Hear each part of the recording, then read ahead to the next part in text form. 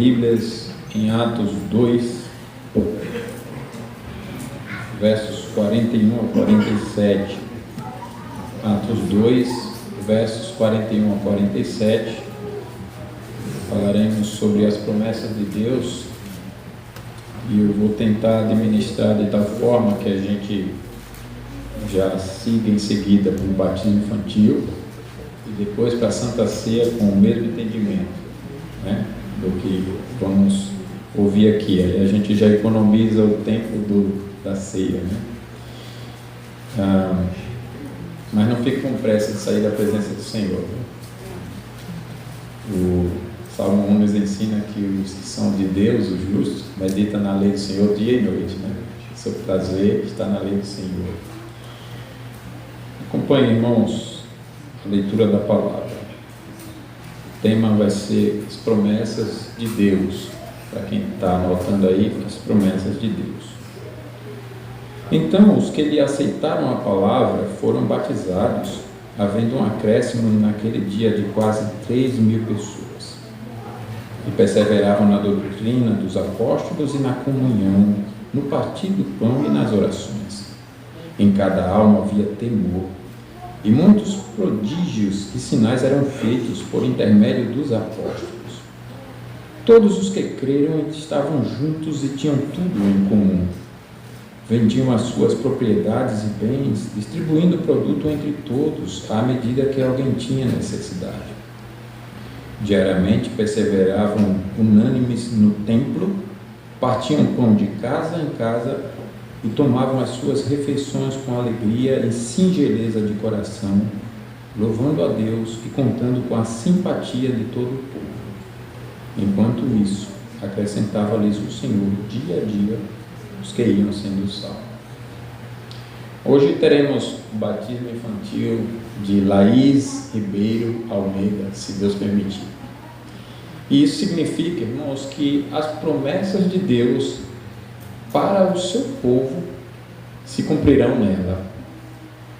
Hoje também teremos a Santa Ceia, que também significa que as promessas de Deus se cumprirão sobre nós, o seu povo. Agora, quais são essas promessas? Como elas se cumprirão na Laís Ribeiro Almeida? E como essas promessas também se cumprirão em nós? Vocês observaram aí a leitura do verso 41. Verso 41 diz: então, os que lhe aceitaram a palavra foram todos batizados, havendo um acréscimo naquele dia de quase 3.000 pessoas. Ele destaca o batismo dos que aceitaram a palavra. Quem eram esses que estão aqui destacados, porque aceitaram a palavra e também foram batizados? Qual palavra eles aceitaram? E por que o batismo foi citado? E o que tudo isso tem a ver com as promessas de Deus? Esses que receberam a palavra eram judeus e eles estavam numa festa aqui na ocasião chamada Pentecostes, que era celebrada 50 dias após a Páscoa. E no período da Páscoa havia diversas celebrações, como o sacrifício de paz e a oferta de comunhão. E eu cito a Páscoa e agora o sacrifício de paz e a oferta de comunhão, porque existem dois entendimentos sobre qual era de fato o sacramento da antiga aliança que foi substituído pela Santa Ceia. Então a maioria defende a Páscoa, mas há um entendimento do outro lado que defende o sacrifício de paz e a oferta de comunhão pela não participação da criança na Santa Ceia. E a Páscoa era um banquete, era uma celebração onde a criança participava. Se fosse a Páscoa, então as crianças teriam que participar. Eu sou do segundo entendimento, que fosse o sacrifício de paz e a oferta de comunhão. Pela não participação da criança na Santa Ceia, Paulo vai dizer que é necessário que quem participar examine se o homem é a si mesmo, né? Então tem que ser alguém. Se for criança na nossa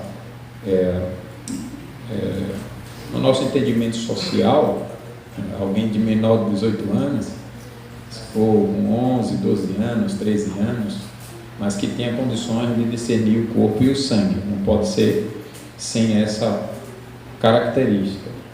E eu cito aqui por isso, e para a gente entender o que a palavra de Deus está mostrando para nós.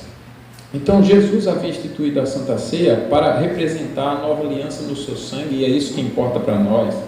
Então, ele estava encerrando a velha aliança.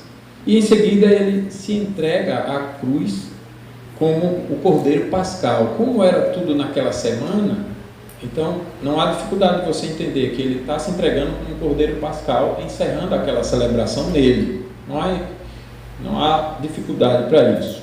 De maneira que Jesus é o Cordeiro de Deus que tira os pecados do mundo. Agora continuem prestando atenção à mensagem, irmãos, e a todo o entendimento bíblico. Aquele momento do Pentecostes, naquele momento Jesus já havia morrido. E havia morrido a mais terrível das mortes. Era a morte debaixo da ira de Deus.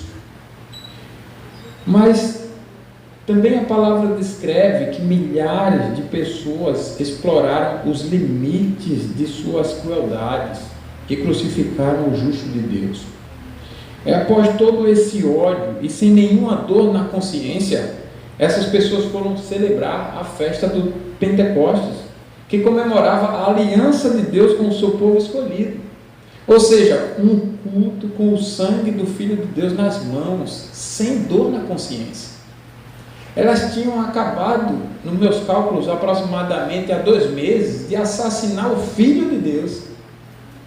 Mas, se considerando religiosas, zelosas e pontuais no cumprimento das liturgias do Antigo Testamento, elas vão celebrar a Páscoa, todas as comemorações daquele período até o Pentecostes, sem dor na consciência. Sabemos, irmãos, que Deus não aprova o culto falso. Escute bem aqui, Deus não aprova o culto falso. Então o que acontece? Continue com a sua Bíblia aberta. Deus usou Pedro para pregar a palavra. E Pedro teve a coragem, alguém que tinha acabado de negar Jesus, mas que tinha sido renovado no perdão do próprio Cristo, ele teve a coragem de dizer para aqueles perigosos, porque eram multidões, e essas multidões crucificaram a Cristo. Ele teve coragem de dizer qual era o pecado deles. E ele disse nesses termos, veja no verso 22. Varões israelitas, atendei a estas palavras. Jesus o Nazareno, varão aprovado por Deus diante de vós com milagres, prodígios e sinais, os quais o próprio Deus realizou por intermédio dele entre vós, como vós mesmos sabeis, sendo este entregue pelo determinado desígnio e presciência de Deus, vós o matastes, crucificando-o por mãos de iníquos, ao qual, porém, Deus ressuscitou, rompendo os grilhões da morte, porquanto não era possível fosse ele retido por ela. Em seguida, Pedro explica as palavras de Davi sobre Jesus, inclusive nós cantamos o Salmo 2 por isso, e encerra seu sermão dizendo, verso 36, esteja absolutamente certa, pois, toda a casa de Israel, de que a este Jesus que vós crucificastes, Deus o fez Senhor e Cristo. Então, no verso 37, acontece isso. Ouvindo eles estas coisas, compungiu-se-lhes o coração, ou seja, o coração foi rasgado por dentro. Eu, desde a infância, imagino eles pensando, sempre guardei a circuncisão, eu desde a infância sempre guardei a Páscoa, guardei as festas todas, todos os rituais de sacrifício do Cordeiro. Chega alguém do nada, diz que é Deus Aparece aqui, faz os milagres até, mas e aí? Ele quis destruir tudo que nós vivemos. Não, tinha que morrer. Tinha que morrer. E nesse pensamento eles agora estão ouvindo a corajosa pregação de Pedro, dizendo para ele: vocês são assassinos. Vocês assassinaram o justo de Deus. E eles têm o coração rasgado pelo Espírito de Deus, que é quem aplica a pregação e faz o ouvinte se converter. E era a hora que Deus tinha escolhido. Não foi nem com o momento quando Jesus pregou. Deus tinha escolhido convertê-los aqui, na pregação de Pedro. E aqueles homens com o orgulho completamente humilhado, com a consciência de culpa real, com o coração rasgado, compungiu-se, feriu-se, foi traspassado. Eles perguntaram a Pedro e aos demais apóstolos: que faremos, irmãos? Em outras palavras, realmente somos culpados, estamos perdidos, não temos perdão nem salvação, fizemos toda a observação da antiga aliança sem fé nesse Cristo e rejeitamos o Cristo quando Ele veio. Você tem toda a razão e nós não estávamos entendendo isso, mas nós não sabemos o que fazer. Que faremos? E Pedro, corajosamente, como se já soubesse que aquilo ia acontecer, verso 38, respondeu-lhes Pedro: arrependei-vos e cada um de vós seja batizado em nome de Jesus Cristo para a remissão dos vossos pecados e recebereis o dom do Espírito Santo. Tudo que vocês observaram na antiga aliança, observaram sem fé. Não teve valor. Como tudo se cumpriu em Cristo. E é agora que vocês estão se entregando a Ele. Submetam-se a Ele, na nova aliança dele, e sejam batizados. Ou seja, encerra o cumprimento da velha aliança. Mesmo com todo o histórico de tradição e tudo mais, mas vocês viveram sem a fé em Cristo. Vocês reformularam, reinterpretaram tudo o que Deus ensinou. Vocês viveram sem o Cristo, praticaram tudo isso sem o Cristo. Agora submetam a Ele. Mudança radical. Não é fácil mudar uma cultura desde a infância.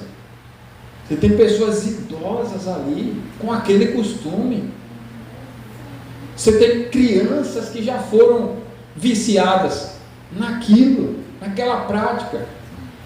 E Pedro corajosamente diz: arrependei-vos e se submeta a Ele que vocês crucificaram. E eu quero chamar a sua atenção para o verso 39. Pois para vós outros é a promessa, para os vossos filhos e para todos os que ainda estão longe, isto é, para quantos o Senhor nosso Deus chamar.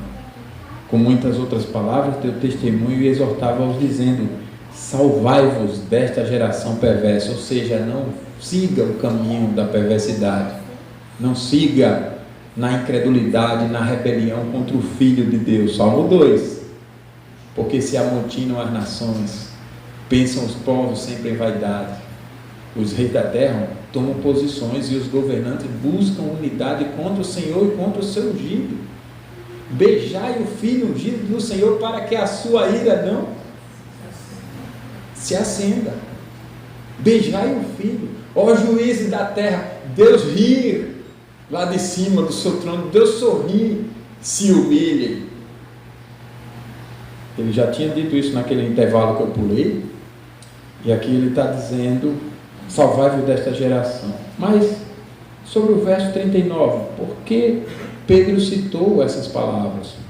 Pois para vós outros é a promessa, para os vossos filhos e para todos os que ainda estão longe, isto é, para quantos o Senhor vosso Deus chamar. Por causa da promessa de Deus feita a Abraão em Gênesis 17:7, que nós lemos no estudo, onde Deus cita estas palavras que Pedro utilizou com Abraão. Deus cita essas mesmas palavras com Abraão e Pedro utiliza aqui. Portanto, o sentido daquela aliança de Deus com Abraão se cumpriu em Jesus. É isso que Pedro está significando, está considerando.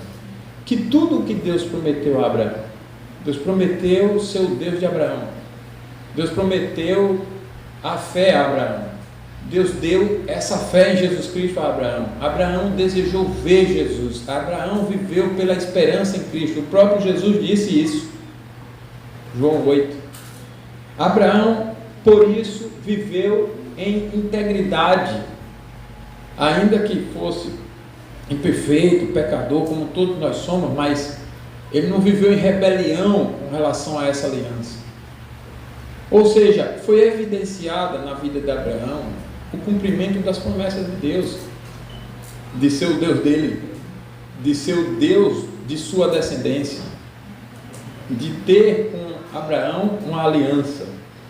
E Deus cumpriu essas promessas na vida de Abraão, mas na verdade foi em Jesus Cristo. Significou que o cumprimento dessas promessas ocorreram em Jesus Cristo, e as promessas de Deus se realizaram na vida daqueles judeus que crucificaram o justo de Deus naquele momento que Pedro prega a palavra. Irmãos, nós vimos mais cedo, mas tenha paciência para eu repetir como foi que Deus fez a aliança com Abraão. Eu vou só dizer o que nós vimos mais cedo, né? Principalmente considerando quem não estava na EBD. Deus se utilizou de uma prática de fazer aliança que se comprometia com a própria vida e que era praticada na época de Abraão. As pessoas que faziam aliança, obviamente por motivos muito sérios, elas separavam animais para serem sacrificados e nesse momento, escolhendo um local próprio para isso, e a solenidade, a seriedade do momento, testemunhas e tudo mais, as pessoas se colocavam uma em frente à outra e os animais no meio, e solenemente, com seriedade, sem nenhuma gargalhada, sem nenhuma depreciação, pelo contrário, com muita solenidade, elas passavam por entre os animais cortados. Uma passava pro lado da outra. E quando elas passavam, elas estavam assumindo o compromisso da aliança, estavam firmando o pacto, dizendo o seguinte: pode fazer comigo o que foi feito com esses animais se eu não cumprir a minha parte do pacto. Então Deus chama Abraão para fazer justamente esse pacto e ordena a Abraão que arrume os animais exatamente daquela forma, de maneira que Abraão não teve dúvida e entendeu: Deus está fazendo um pacto comigo, está cortando o pacto. Essa era a expressão, na verdade a expressão era cortar pacto. Deus estava cortando um pacto, e Abraão fez exatamente o que Deus mandou, mas antes que Abraão passasse para o lado de Deus, para Deus também passar para o lado dele, significando então o pacto, Deus deu um sono especial a Abraão. Eu digo especial porque o texto continua descrevendo que Deus continua falando com Abraão e Abraão continua entendendo, e Deus faz as promessas. A promessa que já seria única, exclusiva: eu vou ser o seu Deus, eu sou o seu Deus, eu estarei com você para sempre. Mas não é só com você, Abraão, é com você e com seus descendentes.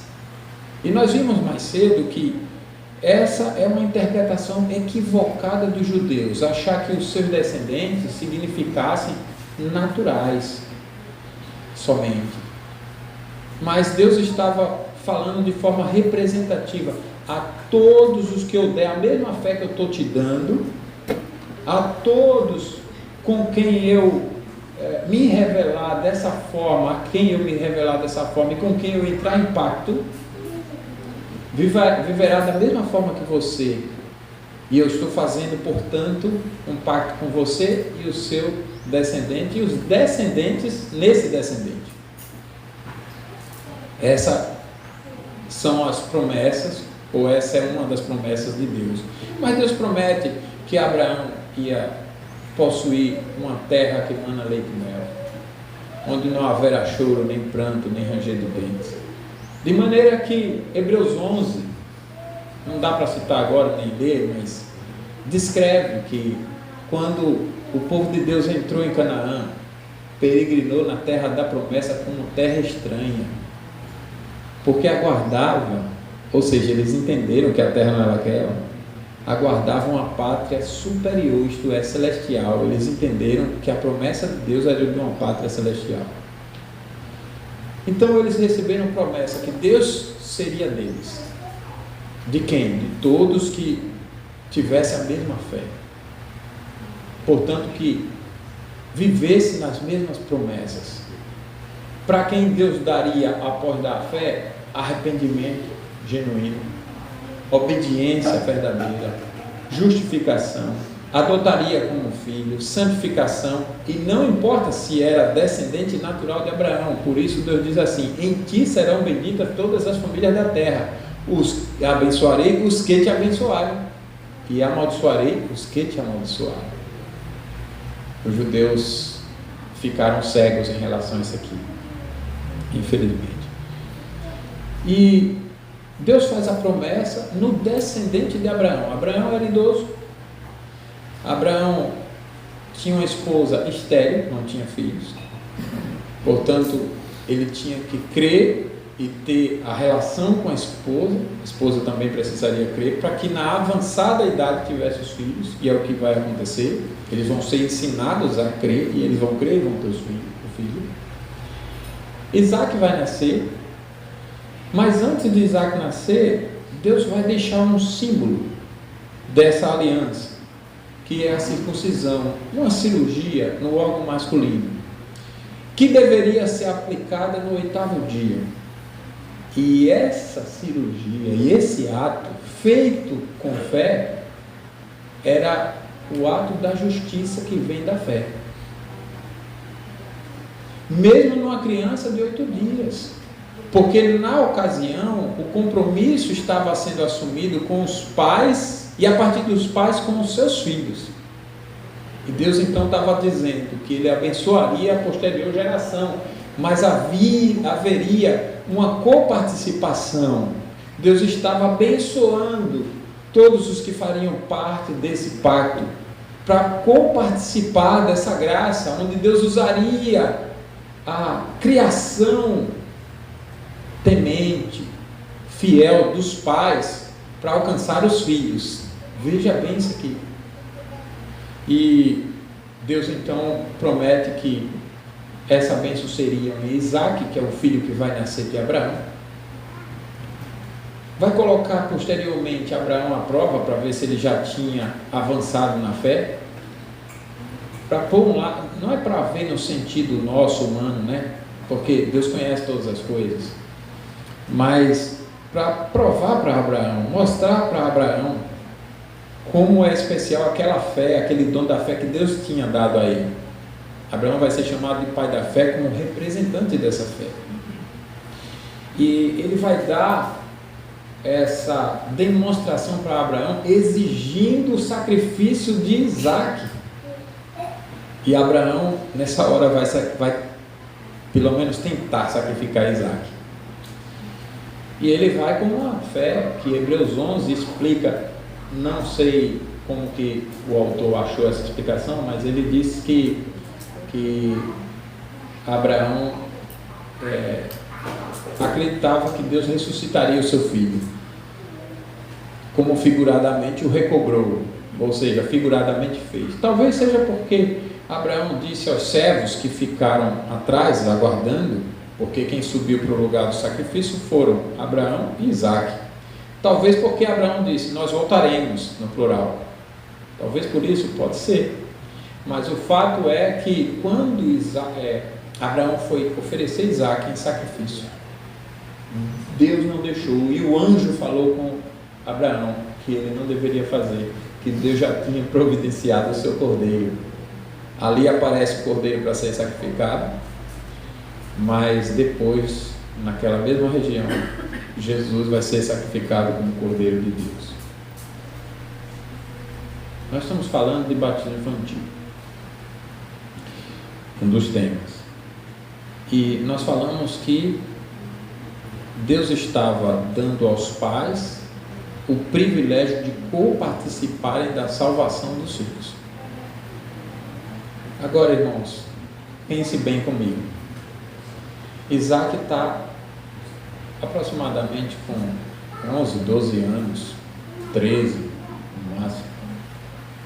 E Abraão é um idoso. Obviamente não tem condições de correr, não tem força para lidar com um garoto de uns 12 anos, 13 anos. Mas Isaac é um tipo de filho que o que o pai fala para ele é palavra de Deus. Primeira lição para nós pais: precisamos ser exemplo de paternidade como a de Abraão, de maneira que nossos filhos olhem para nós e digam: vale a pena confiar, eu quero servir o Deus do meu pai como meu Deus. Eu sei que vale a pena ouvir tudo que meu pai fala e seguir todos os seus exemplos, porque ele é um homem de Deus. É o que Isaac faz, preste atenção. O pai ordena, não pede, não sugere, ordena que ele deveria preparar o local do sacrifício, que Isaac faz. E quando vai no caminho com tudo aquilo, Isaac pergunta: pai, está aqui a lenha, está aqui tudo o que o senhor quer para o sacrifício, demonstrando que ele entende o que é aquilo tudo. Aí ele pergunta: mas cadê o cordeiro? E demonstrando que ele entende o que é o cordeiro. E para piorar o drama, o pai diz: Deus proverá, e Isaac confia. Daí o pai diz: deita aqui, Isaac, no lugar do sacrifício. E Isaac não desobedece, pelo contrário, prontamente se coloca, fica lá olhando o pai levantar o cutelo.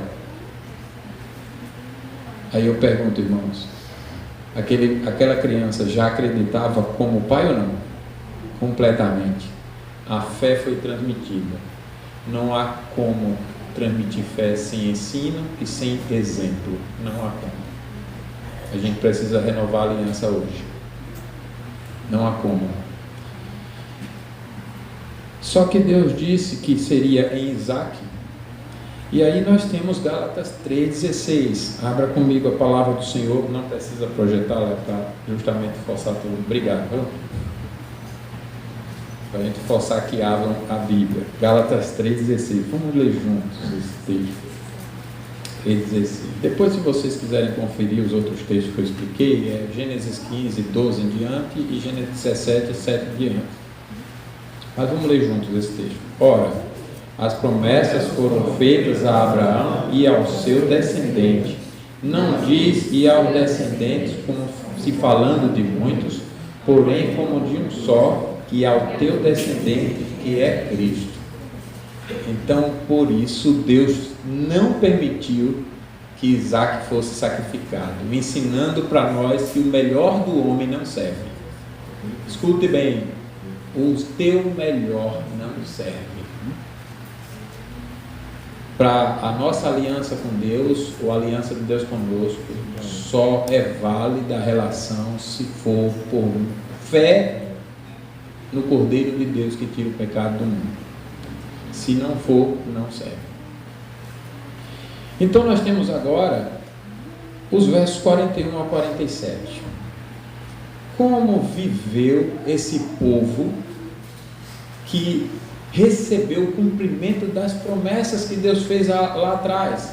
Eu vou ser o Deus de vocês, eu vou dar fé a vocês, eu vou dar arrependimento a vocês, eu vou dar humildade a vocês, eu vou dar santidade, justificação, obediência, eu vou dar uma nova vida, eu derramarei o meu Espírito sobre vocês, vocês viverão para mim, vocês aprenderão a me amar, eu me deixarei ser amado por vocês, e quando eu fizer isso no coração de vocês, vocês me buscarão de todo o coração, e buscar-me-eis e me achareis, quando me buscarem de todo o vosso coração, eu me deixarei nessa hora ser achado por vocês. Olha só então como viveram esses? Porque eles tinham a Bíblia, não tinham? Tinham a Bíblia, todo o Antigo Testamento, mas eles não tinham o que a Bíblia ensinava. A Bíblia é a palavra de Deus, mas se você lê sem fé, você transforma em um livro qualquer. Você lê como se fosse um livro qualquer. Mas quando se lê com fé, você se alimenta de Deus. Mas não só isso, você se alimenta do Filho de Deus. E o Filho de Deus é a sabedoria de Deus. O Filho de Deus é a palavra de Deus. A palavra que eles rejeitaram. O Filho que eles rejeitaram. Esses agora aceitaram a palavra. Então o verso 41 mostra que os que aceitaram a palavra foram batizados. As 3.000 pessoas foram acrescentadas à igreja naquele dia. Na verdade, mais, né? E aqui nos ensina que a fé começa com o desejo de obedecer a toda a palavra de Cristo, ensinada pelas autoridades de Cristo, os apóstolos e os pregadores. Você quer saber se você tem fé de verdade? Como você vive? Você é sujeito às autoridades de Deus, a começar com os apóstolos? E você se submete humildemente aos ensinos fiéis dessas autoridades? Ou as autoridades sofrem para te pastorear? Tem uma dor de cabeça terrível. A evidência da fé é submissão às autoridades fiéis de Deus. A fé se sujeita à aliança, aos sacramentos como ensinados na Bíblia. Não fica resistindo, não fica contra-argumentando. Por isso que eu tenho tido uma preocupação com esse comportamento cultural que nós adotamos, de dizer bem assim, por exemplo, o batismo infantil, se não for observado, é um pecado grave. E é mesmo. É uma desobediência a uma ordem de Deus. E é mesmo. Porque Deus deu a circuncisão para ser aplicada ao 8º dia, e quando colocou o batismo no lugar, Ele não disse, agora retire as crianças desse sacramento. Ele não disse isso. E ao não dizer isso, significa que as crianças continuam. Mas veja o que nós desenvolvemos culturalmente. É pecado grave na IPB. Outras igrejas parecidas, mas se você for para Batista, está liberado. Outro dia, um colega nosso do seminário chegou, procurou os professores e disse, eu não consigo aceitar o batismo infantil. Os professores orientaram, então vá para Batista. Ele então ele é famoso aí no YouTube, não lembro o nome dele, mas ele faz um vídeo, parece ser um cara sério e tudo mais, mas eu fiquei ali preocupado com essa postura, porque ele faz um vídeo e explica, olha, eu estou saindo da IPB, fui buscar conselho com os professores, e eles aconselharam que eu saísse porque eu era batista, e eu não consigo aceitar o batismo infantil, batismo por aspersão e tudo mais, então eu estou saindo. E agora sou recebido na Batista, estou na Batista tal, e está tudo certo.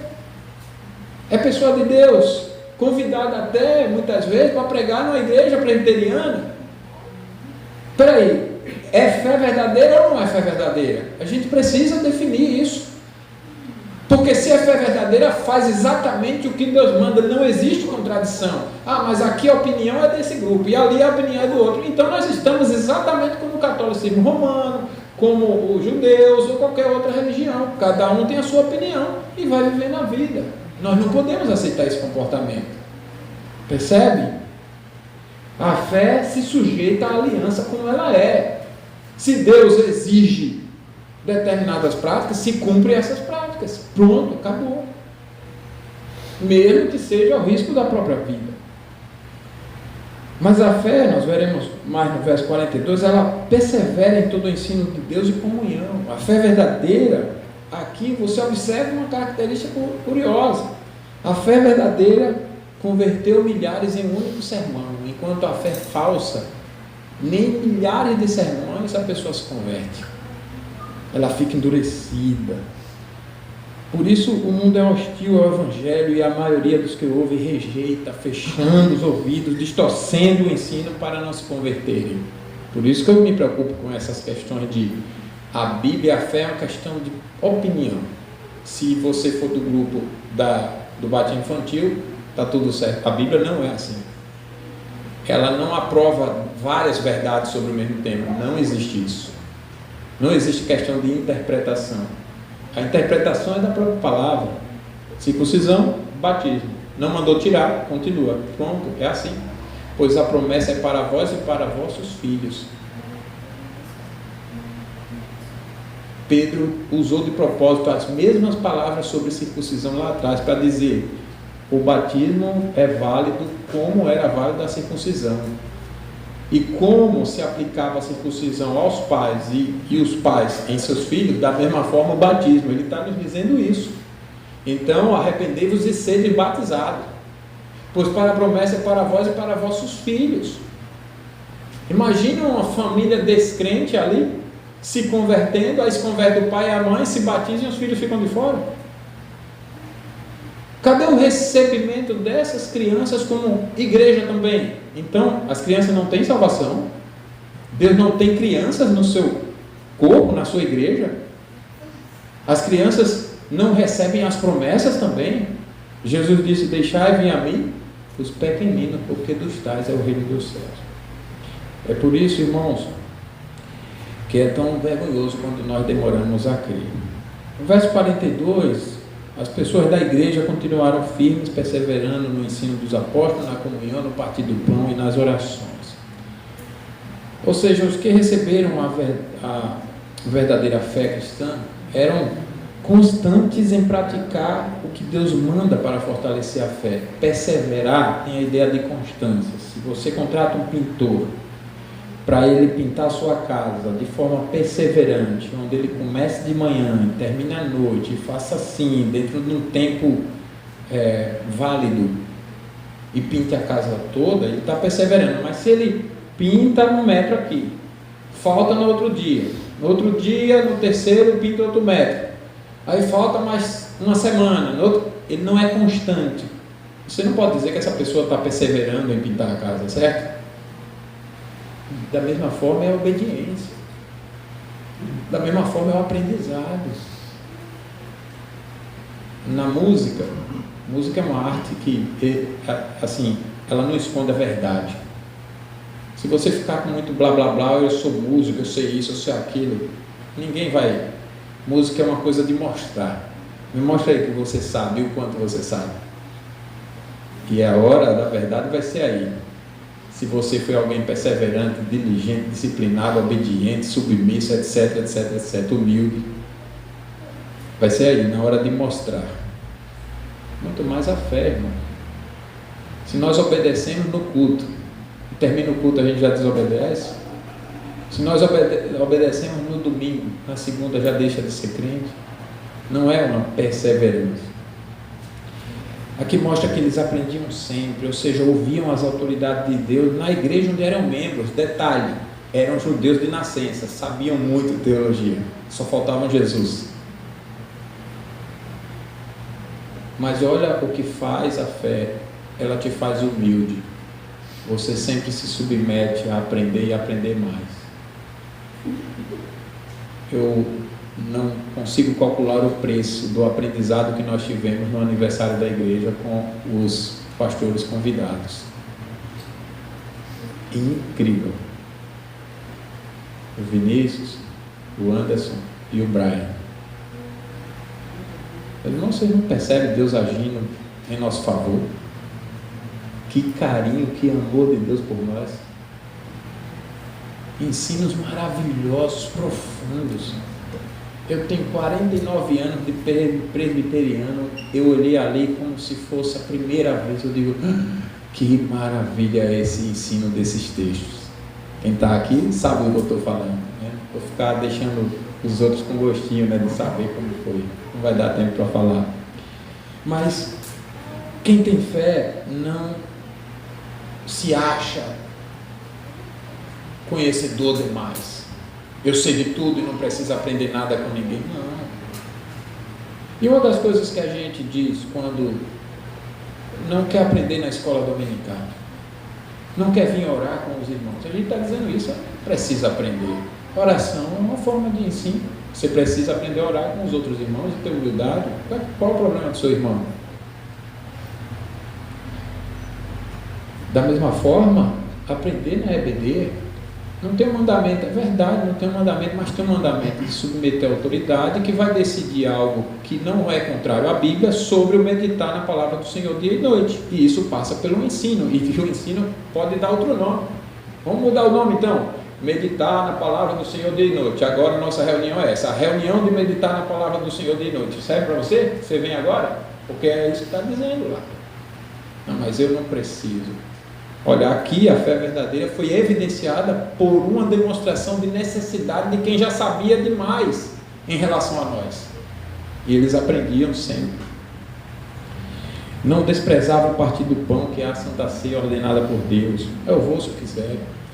Oravam juntos, havia uma comunhão bíblica. A comunhão bíblica não é só amizade, também é amizade, não havia desunião, briga nesse sentido. Mas era que todos tinham as mesmas coisas em comum. Aquilo que eu acabei de falar sobre batismo infantil. Eu entendo a mesma doutrina bíblica, não porque eu quero, mas é porque eu submeto o meu entendimento à interpretação que a Bíblia está fazendo dela mesma. Eu me submeto a ela. O outro demonstra a mesma fé, submetendo ao mesmo entendimento. E nós estamos em comunhão. Por isso que não dá para aceitar esse tipo de comunhão que estão querendo pregar aí, onde até quem diz o contrário está certo. Não dá para aceitar esse tipo de comunhão. Em nossos dias, irmãos, em lugar de comunhão há divisão. Nem todos os que estão em todos os cultos de suas igrejas, em todos os momentos, são fiéis. Nem todos se envolvem para se relacionarem. Nem todos querem aprender, acham que sabe tudo, como eu já disse, ou que basta aprender na internet, etc. Como se Deus tivesse o objetivo de encher nossas mentes com informações bíblicas e teológicas sem humildade, submissão e relacionamento. Nem todos querem aprender a orar biblicamente. Nem todas as famílias têm o mesmo estilo de vida de uma família cristã. Nem todos praticam o culto em família, o culto doméstico. Nem todos criam filhos no padrão de Deus. Há até a rejeição do batismo. O batismo muitas vezes é feito sem entendimento da palavra, ou então é rejeitado. Os casamentos também são como a maioria. Hoje o número de divórcio dentro do meio cristão é o mesmo, parecido com o do mundo. Um número crescente. Você vê, nós estamos divididos. É triste olhar para a nossa igreja presbiteriana e ver a divisão cada vez mais crescente. Eu já disse a vocês, pegando os pastores mais famosos, você tem divisões em grupos. Pessoas que nascem lá na região do Ricardo Agreste, crescem na região do Ricardo Agreste, vêm para aqui, para a igreja do Ageu, ele diz, eu não estou não presbiteriano. Não está mesmo, ele acha que não está, porque há uma diferença gritante. Aí quem sai do Ageu e vem para o Arival também acha que não está. Aí quem sai do Arival e vai para o Josafá Vasconcelos também acha que não está na IPB. Aí quem sai do Arival e vai para Jeremias, e também Jeremias Pereira, que não está na IPB. Aí quem sai de Jeremias e vai para Paulo Brasil, estou pegando nomes conhecidos, também diz que não está. O que é isso? Onde é que está a unidade da fé? Porque as doutrinas têm que ser as mesmas, e os cultos têm que ser os mesmos, e o estilo de vida, tudo tem que ser a mesma coisa, não pode haver diferença. Mas não reina a unidade. E como igrejas cristãs modernas, somos divididas no entendimento do que é igreja, do que é culto, do que é a pregação, do que é a Santa Ceia, do que é a música no culto, do que pode, do que não pode, de quem é Jesus até de quem é Jesus. E a maioria é fundamentada numa tradição sem Cristo, ou em outro lugar qualquer sem Cristo. Porém, o texto nos mostra que a sã doutrina produz comunhão bíblica. Perseveravam nas doutrinas dos apóstolos. Não perseveravam em outro lugar, nas mesmas doutrinas, como a marca da verdadeira fé. E por essa comunhão, Deus ouvia as orações e a Santa Ceia não era profanada. No verso 43, você vê o temor que sobreveio a todos e eram realizados muitos prodígios e sinais por meio dos apóstolos. Significa, irmãos, que Deus pôs um medo santo. Vocês viram como era o estilo, a personalidade daqueles judeus que se converteram. Eles assassinaram o Filho de Deus, com requinte de crueldade, sem sentir dor na consciência, e ainda foram cultuar. Eram perigosos, perigosíssimos. Qual é o criminoso hoje que você tem medo? Eu acho que aquele povo era pior. Requinte de crueldade. Então, Deus coloca uma espécie de medo que serve como um freio para que os judeus não se levantassem contra as novas maneiras de cultuar a Deus. Deus põe um freio ali. E foi de tal forma que ninguém teve coragem de dizer algo contra os ensinos dos apóstolos, a comunhão bíblica, a oração bíblica, a Santa Ceia no lugar do sacramento da antiga aliança, o batismo no lugar da circuncisão. Podemos dizer que eles passaram a entender que a oposição é uma loucura por ser contra Deus. Algo bem diferente dos nossos dias, irmãos, onde todos falam o que quer contra Deus, contra suas doutrinas, até dentro das igrejas. Os milagres foram realizados para sensibilizar os incrédulos para Cristo e domar o orgulho, como Deus fez com Faraó. Apesar de que, mesmo com milagre, muitos se mantêm obstinados contra Deus. Então, milagre é uma necessidade de incrédulos e orgulhosos. Não é uma necessidade de quem tem fé.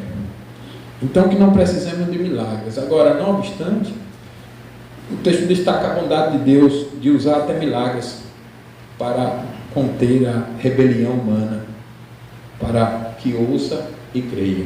Foi o que Deus fez naquela época. No verso 45, todos os crentes eram unidos, os crentes tinham tudo em comum. Olha só isso aqui.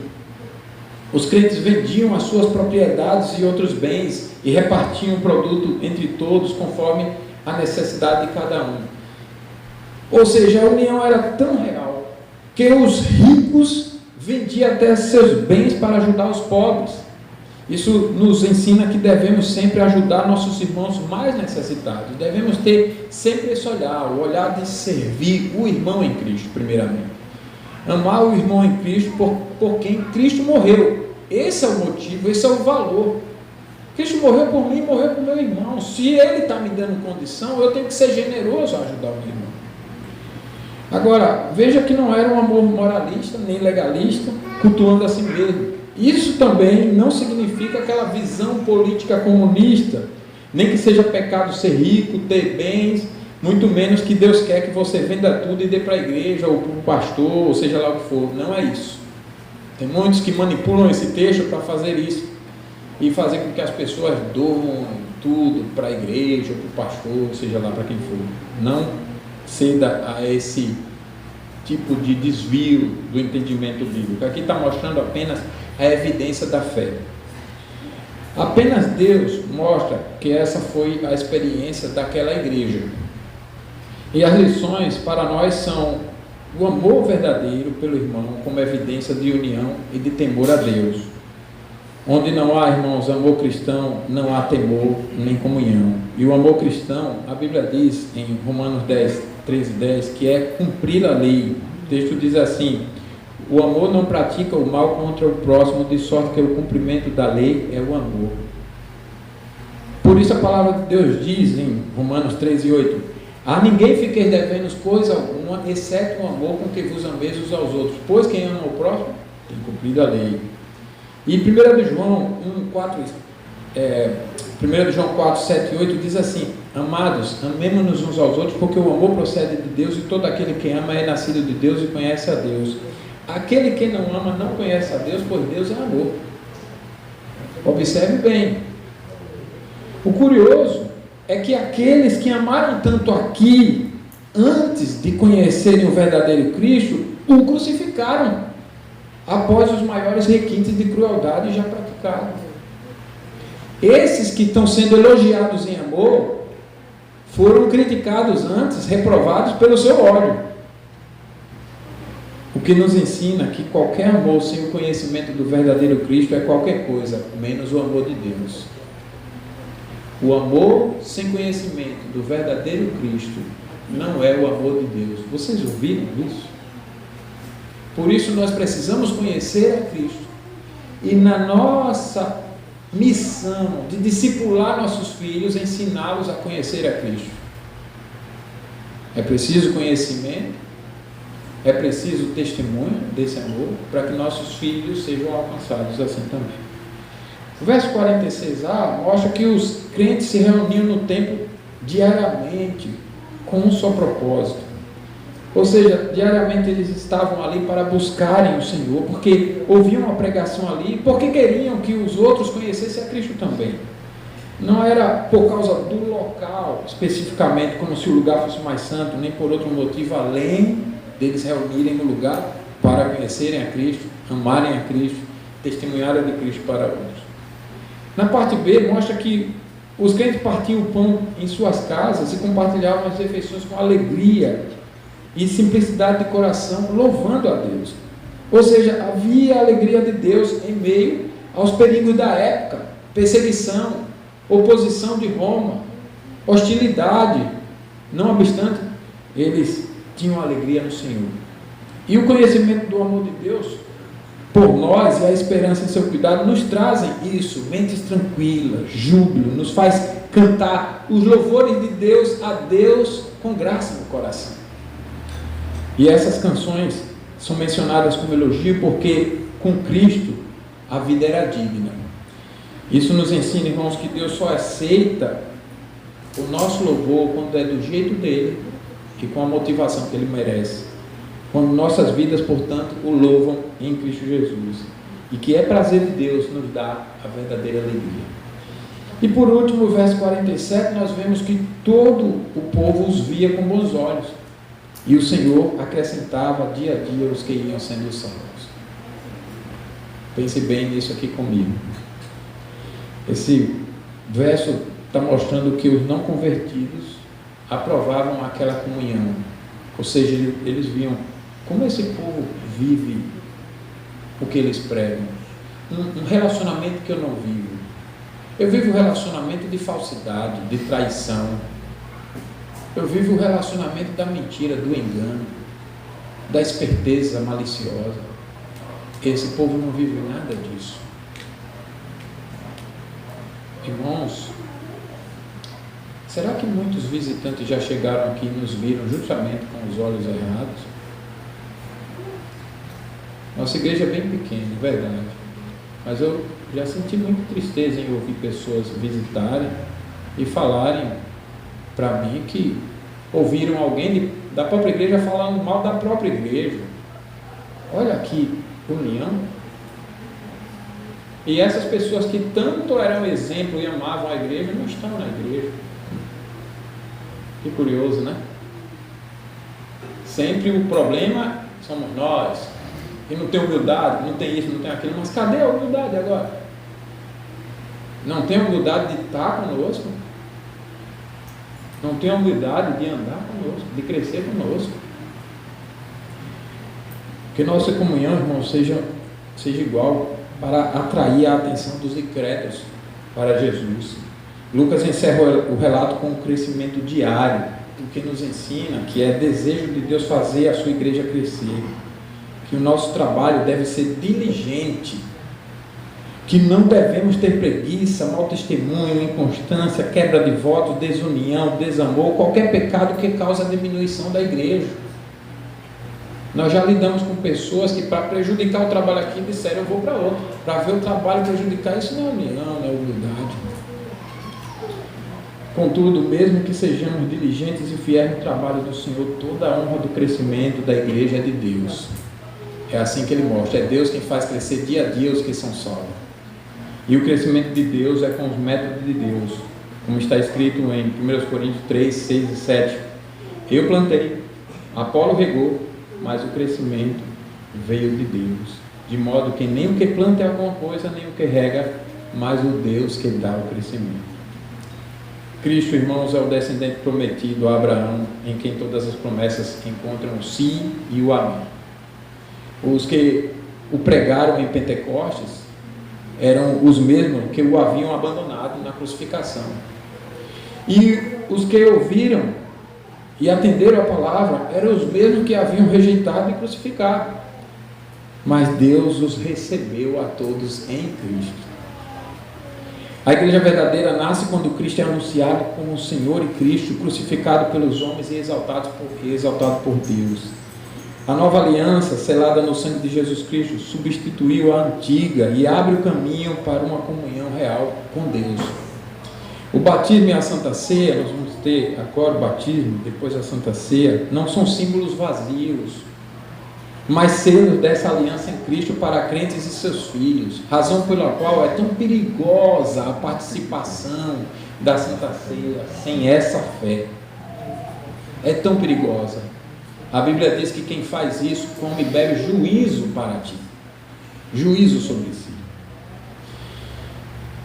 A vida da igreja em Atos 2 é o retrato do que Cristo faz quando reina de fato sobre o povo, onde ele reina a obediência, reina o aprendizado da palavra, reina o compromisso, reina a comunhão nas mesmas doutrinas, reina a unidade nesse sentido. A mesma graça que salvou assassinos do justo de Deus pode salvar religiosos frios, membros cansados, famílias divididas e jovens distraídos. É a mesma graça. Onde Cristo reina pela palavra e pelo Espírito, a doutrina sã, comunhão verdadeira, temor santo, generosidade real e louvor sincero. E tudo isso é obra de Cristo, não do esforço humano. Então, irmãos, paremos nós de adiar o nosso arrependimento. Primeiramente, hoje é dia de se dobrar diante de Cristo. Que o Espírito esteja rasgando o nosso coração. Se não tiver, peça a Ele: Senhor, rasga meu coração, como fez nessa época, mas não me deixa sair aqui insensível, como se eu não tivesse ouvido nada. Não se esconda atrás de uma tradição sem Cristo. Submeta-se à palavra de Cristo.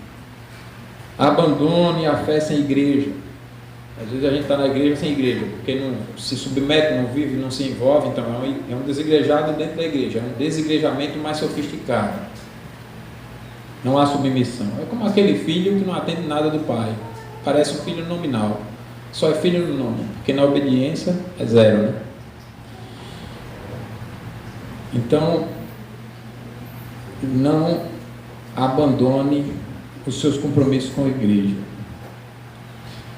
Quem crê de verdade é acrescentado ao corpo de Cristo, como nós vimos aqui. Nós vamos ver agora a demonstração dessa evidência de fé, com o Jadeilson e Nadalila assumindo esse compromisso com a Laís. Crê de verdade, assuma esse compromisso no corpo de Cristo.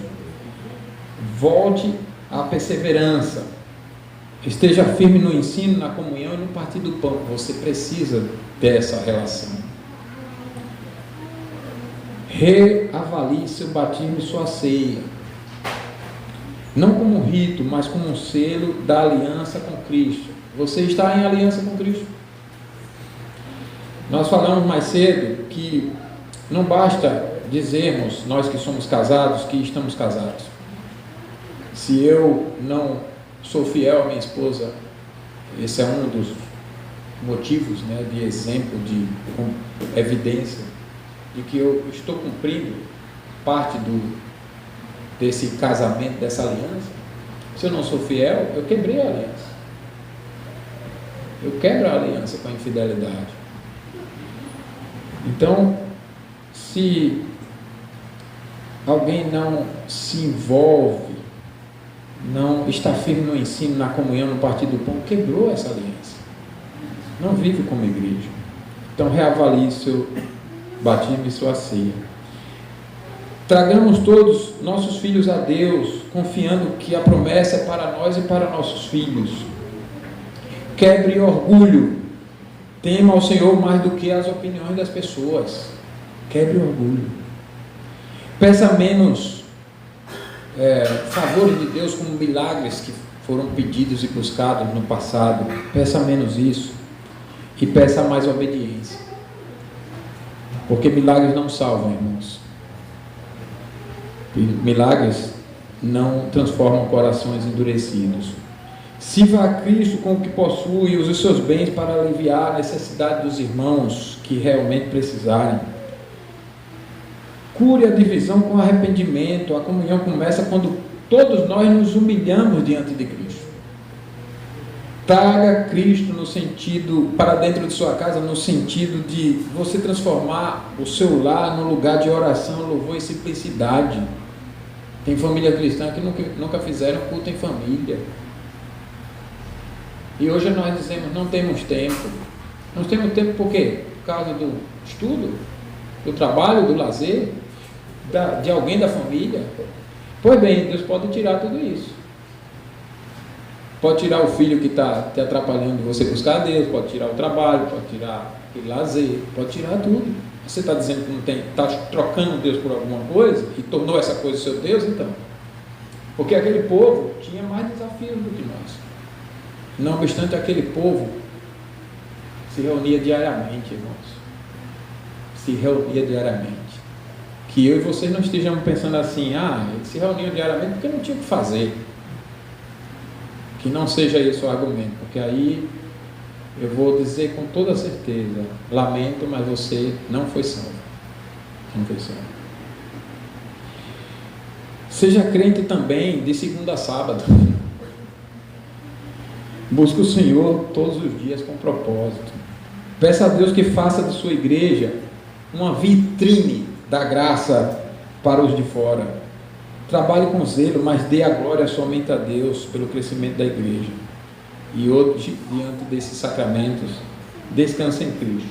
As promessas de Deus não falharão nem para você, nem para seus filhos, nem para todos quanto o Senhor chamar. Feche os seus olhos, vamos orar, Senhor. Ó Pai, nós reconhecemos que a Tua palavra é a verdade e ouvimos mais uma vez a Tua mensagem e sabemos que é demonstração de amor, de graça, de bondade, de carinho, de misericórdia do Senhor para conosco.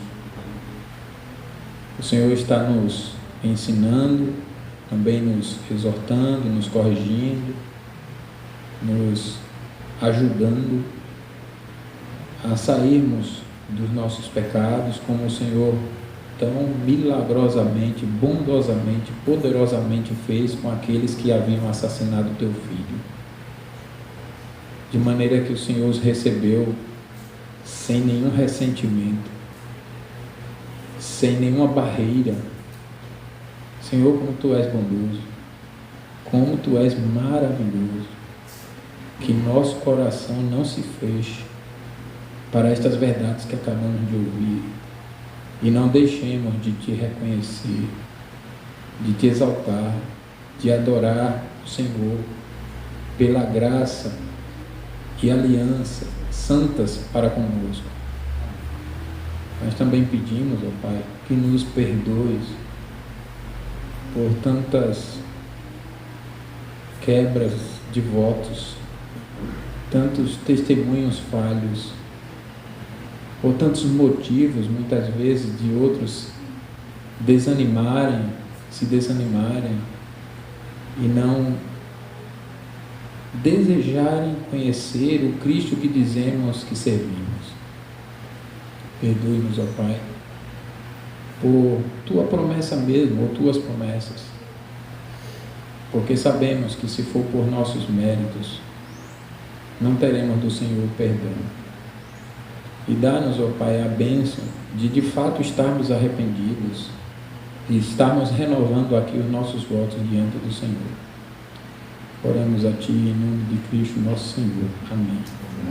Todos de pé cantaremos ao Senhor o Salmo 103.